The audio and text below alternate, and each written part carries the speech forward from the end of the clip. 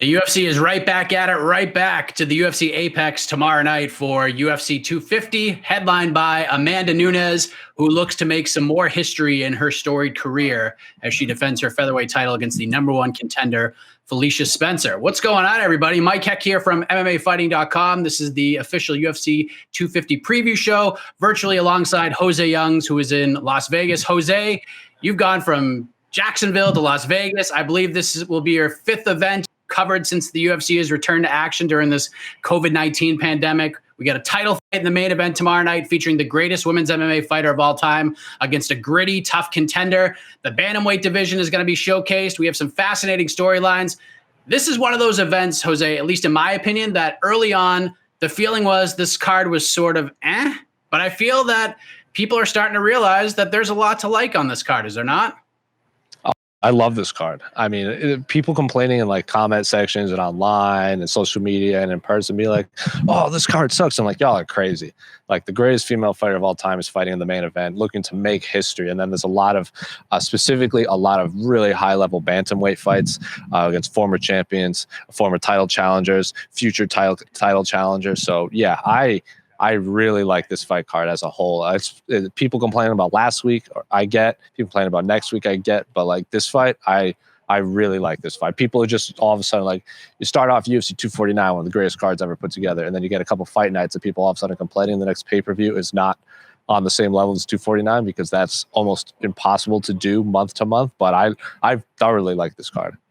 This type of thing happens every year, by the way, pandemic or not. But let's start with the main event for tomorrow night. We got pretty in-depth on this fight on the debut episode of Between the Links on Tuesday, which you can go check out on this page or wherever you're listening to this right now. But let's talk Amanda Nunes, Jose. She's done it all to this point, but she has the chance to do something that no other fighter in UFC history has ever done, and that's successfully defend multiple titles in multiple weight classes while holding those titles simultaneously. And just saying that seems like a lot to process, but she has a tougher test in front of her than most people are giving credit to. Yeah. Your thoughts the day before this women's featherweight title fight?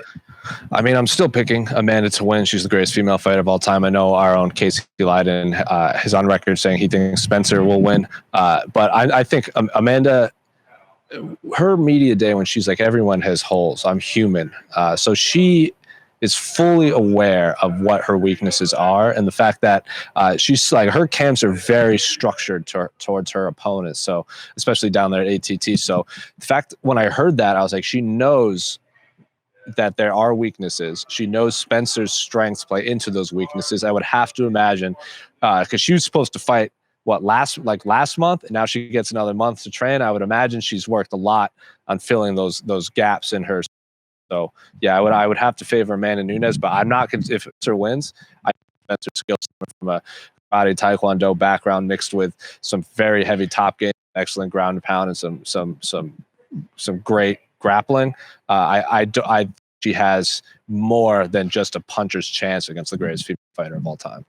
When we talk about Amanda Nunes, we hear about pound for pound lists, and I'm generally not a big fan of these conversations because it's so subjective and you can look at it in so many different ways. But if Amanda Nunes does defeat Felicia Spencer tomorrow night, retains the title and adds to that legacy, where does that put her on that list in your opinion? It would depend on how she does it. If she just squeaks out like a lackluster decision, which I don't think is going to happen, then that's a conversation that we're going to have. But if she just goes out there and axe kicks Felicia Spencer and knocks her dead in the first 30 seconds, could be another conversation. But then again, for all we know, we could get like a Gustafsson John Jones where she looks human in the first 2 rounds and then guts it out and pulls out the big win at the end. And then we're talking about one of the greatest fighters of all time, not just male or female. So she's already in my mind the greatest female fighter of all time. I think you can. There's a very clear argument that she's top 10 ever in UFC history, especially considering who she's beaten and how she's beaten them. But she's, again, coming off a decision against Germaine Durand, and all of a sudden, you said it yourself, we're very like immediate thoughts on fighters. So like she knocked out Holly Holm, she knocked out Chris Cyborg, and then she's fought Germaine Durand to a decision. She's not that good. I'm like, y'all are nuts. You all are nuts if that's how you're thinking. So it depends on how she wins. After Saturday, I'll have a better. I did want to add about this fight because people complain about the main event, but I did have someone message me on Instagram the other day, and this individual told me that it's not the fight itself he's looking at negatively. It's the fact that Felicia Spencer is in this spot so early in her career. And if she goes out and gets beat or, axe kicked, like you said, or finish like this will stunt her evolution and growth in a big way before it really ever gets going. Do you subscribe to that theory at all? No. Well, how many fights has Dominic Reyes had in his career? And look what he did against John Jones. Like, come on. Like this, it's. I don't like Kamaru Usman has far less fights than Jorge Masvidal, and look at he's champion already. Colby Covington doesn't have a ton of fights under his league. He's been fighting in the UFC for a long time, but he debuted fairly early into his career. So no, I don't subscribe to that. Like Felicia Spencer is the rightful number. Who else would get this title shot at 145? Like Megan Anderson is the only other one, and Felicia Spencer beat her, and not only just beat her, stopped her. Like Felicia Spencer fought Chris Cyborg to a 3-round decision. Like say what you want, that's bad for your health. And she came out she got beat up, but she wasn't. She got a lot of fans from that, and a lot of momentum. So no, I don't subscribe to that whatsoever. Yeah, I thought it was just a different question and a different theory that I've seen in regard to this fight throughout this process. But we move to the co-main event, which has a lot of people still scratching their heads. We have Cody Garbrandt, the former UFC bantamweight champion, is returning after 15 months away from the octagon to take on Rafael Assunção. Now, the reason people aren't thrilled this is the co-main event is because of the fight before it, Aljamain Sterling versus Corey Sandhagen. That's definitely a number one contender fight. I have to say, Jose, and I'm not sure how you feel about it, but while I agree that Sterling versus Sandhagen should absolutely get that shine, after what Cody Garbrandt had to tell me and other members of the media yesterday at the virtual media day, I am much more in on this fight than I was maybe a week or so ago. I mean, honestly, too, if there are both fights are 3 rounds, I don't think it matters where they're placed on the card. Yeah, on paper and like optically, being the co-main event is a bigger deal. You get on the poster and everything, but you think Aljamain Sterling, Corey Sandhagen care? They're going to win, and the winner will fight for a title. That is much more important. Whether they fight the first fight or the co-main event, it's still 3 rounds. It's still Corey Sandhagen, Aljamain Sterling. It just depends on when they fight. So optically, sure. I would honestly, outside of the co-main event, I would rather have Sandhagen Sterling headline next week, and then Calvillo could be the co-main event. So I get it. But Cody Garbrandt, former champion, is very popular. Of the 4, Sterling, Sandhagen, Garbrandt, and Assunção, I would comfortably say Cody Garbrandt is the most recognizable and most popular amongst the fans. So say what you want about deserving, undeserving. I don't think it doesn't. It's not as big of a deal to me as other people are making it. Here's one thing people are concerned about, because the UFC can sometimes do UFC things, and you and I, we talk about this all the time. We don't like to look into the future, but Rafael Assunção has the top 5 of this division for a long, long time. He has fought pretty much everybody at this point. Cody Garbrandt, like you said, is one of the big stars of this division, still has the potential to be an even bigger star. I'm not asking for like specific matchups per se, but where does the winner go from here in the grand scheme of things at 135? And is there any chance, back to the concern, that the winner can jump the queue with an impressive performance? Jump the queue, I would say no, because Dana was pretty adamant at the scrum we just had with him that he was like, is this a number 1 contender? He's like, yeah, number 1 contender. Jan Aldo are going to fight. But then like you got Marlon Moraes up, like the winner could fight Marlon, or like Dominic Cruz is all of a sudden back. Frank Yeager supposedly back. So literally pick any one of those bantamweights I just named. Whoever's not fighting, fight the winner of the co-main event. Or if Cody Garbrandt even teased dropping down to flyweight. So it wouldn't even matter at that point who he fights at 135. So like you're telling me you wouldn't want to watch Cody Garbrandt and Assunção, or like Cody Garbrandt, Dominic Cruz part 2 as a headliner of a fight night, or Cody Garbrandt, Marlon Moraes. Like I love all those fights. So the bantamweight division is so excellent right now that it's one of the most top heavy divisions right now in terms of clutter. But I kind of like this mini tournament we're having, and not to mention, like I'm sure we're going to talk about it later, there's a lot of other high-level bantamweight fights on the earlier on the night too.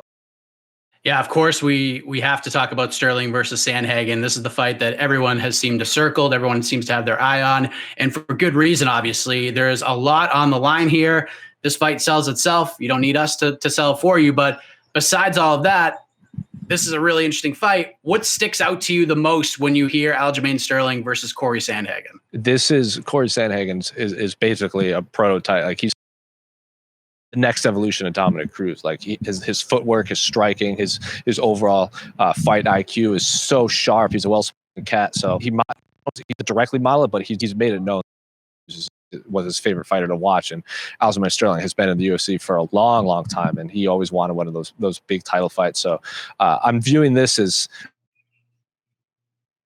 Aljamain unbelievable on the ground. Like, he has some of the nastiest jokes in the world, elite wrestling. And yeah, he's been knocked dead by Marlon Moraes, but Corey Sandhagen versus Aljamain Sterling, like, take out title implications, take out co-main events, main events, whatever. I'll watch these two spar. This is just a high level martial arts competition that happens to be inside of an octagon. Like, I don't care if it's for the title or co-main event, number one contender, whatever. I just want to see these guys fight because it's so high level. I love this fight a lot, as everybody watching and listening to this loves this fight as well. There's a lot of fights on the card that are really, really good. So for the sake of time, Jose, because I know you're going to get kicked out of there shortly, let's dive a little bit deeper. Per usual, it's time for the under the radar fight of the night heading into tomorrow night. Well, going into this, I would have to say the Sugar Sean and Eddie Wineland but because Sugar Sean's like tabbed as like one of those future, not just like big deals, but like superstar that the UFC's put in the machine behind, the Conor McGregor's and the Ronda Rouseys and everything, and Francis Ngannou's. But I mean, Cody Stamann and Brian Kelleher has to be the story everyone's talking about right now. I mean, Kelleher, this is his second fight in a handful of weeks. He's obviously a longtime co-host of the A side.